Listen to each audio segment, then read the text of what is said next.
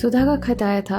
दिल्ली में पापा अपने कुछ काम से रुके थे और सुधा की तबीयत थोड़ी ख़राब हो गई थी। अब वह 2-3 रोज़ में आ जाएगी। हेलो दोस्तों, नमस्कार। स्वागत है आपका द ओल्ड स्ट्रीट में। इस चैनल पे मैं आपको सुनाती हूँ बहुत सारी कहानियाँ और अभी आप सुन रहे हैं धनवीर भारती जी का प्रसिद्ध उपन्यास गुनाहों का देवता। इसके कुछ पार्ट मैं पहले अपलोड कर चुकी हूँ, वो आपको नीचे डिस्क्रिप्शन बॉक्स या आई बटन पे मिल जाएंगे। और अभी अब मैं शुरू करने वाली हूँ उसका 26वां पार्ट। तो चलिए बिना देर के कहानी को शुरू करती हूँ। लेकिन चंदर के मन पर एक अजीब सा असर हुआ था इस खत का। सुधा का खत नहीं आया। सुधा दूर थी, तब वह खुश थी, वह उल्लासित था।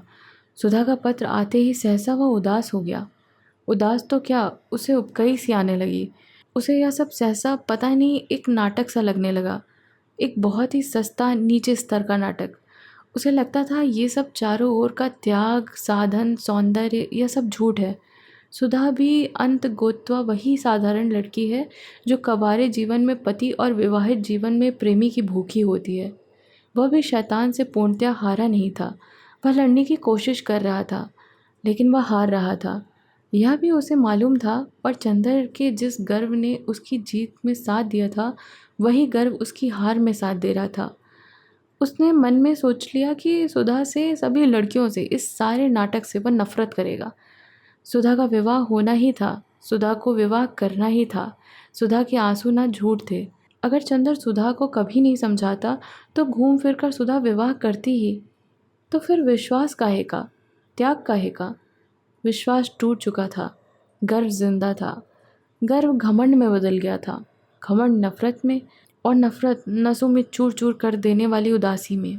सुधा जब आई तो उसने चंदर को बिल्कुल बदला हुआ पाया। एक बात और हुई जिसने और भी आग सुलगा दी। ये लोग दोपहर को 1 बजे के लगभग आए, जबकि चंदर कॉलेज गया था। पापा तो आते ही नहा धोकर सोने चले गए। सुधा और बिंती ने आते ही अपने कमरे की सफाई शुरू कर दी। कमरे की सारी किताबें झाड़ी, कपड़े ठीक किए, मोजे साफ़ किए और उसके बाद कमरा धोने में लग गई।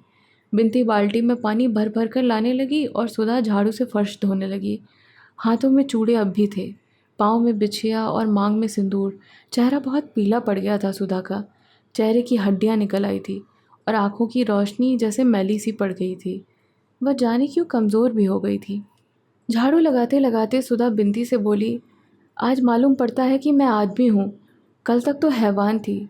पापा को भी जाने क्या सूझा कि इन्हें भी साथ दिल्ली ले गए, तो मैं तो शर्म से ही मर जाती। थोड़ी देर बाद चंदर आया। बाहर ही उसे मालूम हो गया कि सब लोग आ गए हैं। उसे जाने क्यों ऐसा लग रहा था कि उल्टे पाँव लौट जाए। वह अगर इस घर में गया तो जाने क्या अनर्थ हो जाएगा। लेकिन वह बढ़ता ही गया। स्टडी रूम में डॉक्टर साहब सो रहे थे। वह लौटा और अपने कपड़े उतारने के लिए ड्राइंग रूम की ओर चला गया। सुधा ने जो ही आहट पाई, वह फ़ौरन झाड़ू फेंक कर भागी। सिर खुला, धोती कमर में खुसी हुई, गंदे हाथ, बाल बिखरे और बेतहाशा दौड़कर चंदर से लिपट गई और बच्चों की सी भोली हंसी हंसकर बोले, चंदर चंदर हम आ गए, अब बताओ। और चंदर को इस तरह कस लिया जैसे कभी छोड़ेगी ही नहीं। छी, दूर हटो सुधा, ये क्या नाटक करती हो? अब तुम बच्ची नहीं हो। और सुधा को बड़ी रुखाई से परे हटाकर उसने अपने कोट से सुधा के हाथ में लगी हुई मिट्टी को झाड़ते हुए चंदर चुपचाप अपने कमरे में चला गया। सुधा पर जैसे बिजली गिर पड़ी हो। वह पत्थर की तरह खड़ी रही, फिर जैसे लड़खड़ाते हुए अपने कमरे में गई और चरपाई पर लेटकर फूट फूट कर रोने लगी। चंदर सुधा से बोला ही नहीं। डॉक्टर साहब के जागते ही उनसे बातें करने लगा। शाम को वह साइकिल लेकर घूमने निकल गया। लौटकर ऊपर छत पर चला गया और बिंती को पुकार कर कहा, अगर तकलीफ़ ना हो तो ज़रा ऊपर खाना दे जाओ। बिंती ने थाली लगाई और सुधा से कहा, लो दीदी दे आओ। सुधा ने सिर हिलाकर कहा, तू ही दे आ, मैं अब कौन रह गई उनकी। बिंती के बहुत समझाने पर सुधा ऊपर खाना ले गई। चंदर लेटा था गुमसुम। सुधा ने स्टूल खींचकर खाना रख दिया। चंदर कुछ बोला नहीं। उसने पानी रखा। चंदर कुछ बोला नहीं। खाओ ना, सुधा ने कहा और एक कौर बनाकर चंदर को देने लगी। तुम जाओ, चंदर ने बड़े रूखे स्वर में कहा, मैं खा लूँगा। सुधा ने कौर थाली में रख दिया और चंदर के पायताने बैठकर बोली, चंदर तुम नाराज़ क्यों हो? बताओ हमसे क्या पाप हो गया? पिछले 1.5 महीने हमने एक एक क्षण गिन गिन कर काटे हैं कि कब तुम्हारे पास आ जाएं। हमें क्या मालूम था कि तुम ऐसे हो गए हो। मुझे जो चाहे सज़ा दो, लेकिन ऐसे ना करो। तुम तो कुछ भी नहीं समझते। और सुधा ने चंदर के पैरों पर सिर रख दिया। चंदर ने पैर झटक दिए। सुधा, इन बातों का कोई फ़ायदा नहीं है। अब इस तरह की बातें करना और सुनना मैं भूल गया हूँ। और कभी इस तरह की बातें करना अच्छा लगता था, अब तो किसी सुहागिन के मुंह से यह शोभा नहीं देता। सुधा तिलमिला उठी। तो यह बात है तुम्हारे मन में? मैं पहले ही समझती थी, लेकिन तुम ही ने तो कहा था। चंदर, अब तुम ऐसे कह रहे हो, शर्म नहीं आती तुम्हें? और सुधा ने हाथ से ब्याह वाले चूड़े उतारकर छत पर फेंक दिए। बिछिया उतारने लगी और पागलों की तरह फटी आवाज़ में बोली, जो तुमने कहा मैंने किया, अब जो कहोगे वही करूँगी। यही चाहते हो ना? और अंत में उसने अपनी बिछिया उतारकर छत पर फेंक दी। चंदर कांप गया। उसने इस दृश्य की कल्पना भी नहीं की थी। बिनती, बिनती, उसने घबरा कर पुकारा और सुधा से बोला, अरे यह क्या कर रही हो? कोई देखेगा तो सोचेगा, पहनो जल्दी इसे। मुझे किसी की परवाह नहीं, तुम्हारा तो जी ठंडा पड़ जाएगा ना।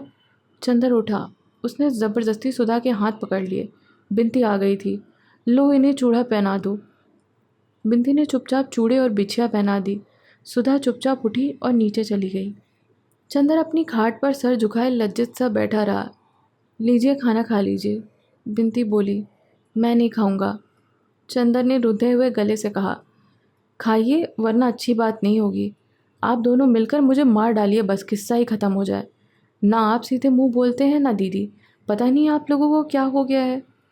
चंदर कुछ नहीं बोला। खाइए, आपको हमारी कसम है, वरना दीदी भी नहीं खाएंगी। आपको मालूम नहीं, दीदी की तबीयत इधर बहुत ख़राब है। उन्हें सुबह शाम बुखार आता रहता है। दिल्ली में तबीयत बहुत ख़राब हो गई थी। आप ऐसे कर रहे हैं, बताइए उनका क्या हाल होगा। आप समझते होंगे कि बहुत ही सुखी होगी, लेकिन आपको क्या मालूम, पहले आप दीदी के एक आंसू पर पागल हो जाते थे, अब आपको क्या हो गया है। चंदन ने सर उठाया और गहरी सांस लेकर बोला, जाने क्या हो गया है बिनती, मैं कभी नहीं सोचता था कि सुधा को मैं इतना दुख दे सकूंगा। इतना भागा हूँ कि मैं खुद भी इधर घुलता रहा और सुधा को भी इतनी दुखी कर दिया। और सचमुच चंदर की आंखों में आंसू भर गए। बिनती चंदर के पीछे खड़ी थी। चंदर का सर अपनी छाती में लगाकर आंसू पोंछते हुए बोली, छी, अब और दुखी होइएगा तो दीदी और भी रोएंगी। लीजिए खाइए। जाओ दीदी को बुला लाओ, उन्हें भी खिला दो। चंदर ने कहा। बिनती गई, फिर लौटकर बोली, बहुत रो रही हैं, अब आज उनका नशा उतर जाने दीजिए, तब कल बात कीजिएगा। फिर सुधा ने ना खाया तो? नहीं, आप खा लीजिए, वो खा लेंगी। उनको बिना खिलाए मैं नहीं खाऊंगी, बिनती बोली और अपने हाथ से कौर बनाकर चंदर को देने लगी। चंदर ने खाना शुरू किया और धीरे से गहरी सांस लेकर बोला, बिनती, तुम हमारी और सुधा की उस जन्म की कौन हो? सुबह के वक्त चंदर जब नाश्ता करने बैठा तो डॉक्टर साहब के साथ ही बैठा। सुधा आई और प्याला रखकर चली गई। वह बहुत उदास थी। चंदर का मन भर आया। सुधा की उदासी उसे कितना लज्जित कर रही थी, कितना दुखी कर रही थी। दिन भर उसका किसी काम में तबीयत नहीं लगी। उसने क्लास छोड़ दी, लाइब्रेरी में जाकर बैठकर किताबें पलटने लगा। उसके बाद प्रेस गया, जहाँ अपनी थीसिस छपने को दी थी। उसके बाद ठाकुर साहब के यहाँ गया, लेकिन कहीं भी वह टिक नहीं पाया। जब तक सुधा को हंसा न ले, सुधा के आंसू ना सुखा दे, उसे चैन कैसे मिल सकता था। शाम को जब वह लौटा तो खाना तैयार था। बिनती से उसने पूछा, कहाँ है सुधा? अपनी छत पर, बिनती ने कहा। चंदर ऊपर गया। पानी परसों से बंद था और बादल भी खुले हुए थे, लेकिन तेज़ पुरवैया चल रही थी। तीज का चांद शर्मीली दुल्हन सा बादलों में मुंह छुपा रहा था। हवा के तेज झकोरे पर बादल उड़ रहे थे और कचनार बादलों में तीज का धनुषाकार चांद आंख मिचौली खेल रहा था। सुधा ने अपनी खाट बरसाती की ओर खींच ली थी। छत पर धुंधला अंधेरा था और रह रहकर सुधा पर चांदनी के फूल बरस जाते थे। सुधा चुपचाप लेटी हुई बादलों को देखती रही, जाने क्या सोच रही थी। चंदर गया। चंदर को देखते ही सुधा उठ खड़ी हुई और उसने बिजली जला दी और चुपचाप बैठ गई। चंदर बैठ गया, वह भी कुछ नहीं बोली। बगल में बिछी हुई बिनती की खाट पर सुधा बैठ गई। चंदर को समझ में नहीं आता था कि क्या कहे। सुधा को इतना दुख दिया उसने। सुधा उसे कल शाम से बोली तक नहीं थी। सुधा, तुम तो नाराज़ हो गई, मुझे जाने क्या हो गया था, लेकिन माफ़ नहीं करोगी? चंदर ने बहुत काँपती हुई आवाज़ में कहा। सुधा कुछ नहीं बोली, चुपचाप बादलों को देखती रही। सुधा। चंदन ने सुधा के दो कबूतरों जैसे उजले मासूम पैरों को अपनी गोद में रख लिया और भरे हुए गले से बोला, सुधा मुझे जाने क्या हो जाता है कभी कभी, लगता है वह पहले वाली ताकत टूट गई है। मैं बिखर रहा हूँ। तुम आई और तुम्हारे सामने मन का जाने कौन सा तूफान फूट पड़ा। तुमने इतना बुरा मान लिया। बताओ, अगर तुम ऐसे करोगी तो मुझे संभालने वाला कौन है सुधा। और चंदर की आंख से एक बूंद आंसू सुधा के पैरों पर चूप पड़ा। सुधा ने चौंक कर अपने पाँव खींच लिए और उठकर चंदर की खाट पर बैठ गई और चंदर के कंधे पर सर रखकर फूट फूट कर रोने लगी। बहुत रोई, बहुत रोई। उसके बाद उठी और सामने बैठ गई। चंदर, तुमने गलत नहीं किया। मैं सचमुच कितनी अपराधिनी हूँ। मैंने तुम्हारी ज़िंदगी चौपट कर दी, लेकिन मैं क्या करूँ। किसी ने मुझे कोई रास्ता नहीं बताया था। अब क्या ही हो सकता है चंदर। तुम भी बर्दाश्त करो और हम भी करते हैं। चंदर नहीं बोला।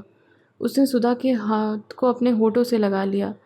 लेकिन मैं तुम्हें इस तरह बिखरने नहीं दूंगी। तुमने अब इस तरह किया तो अच्छा नहीं होगा फिर।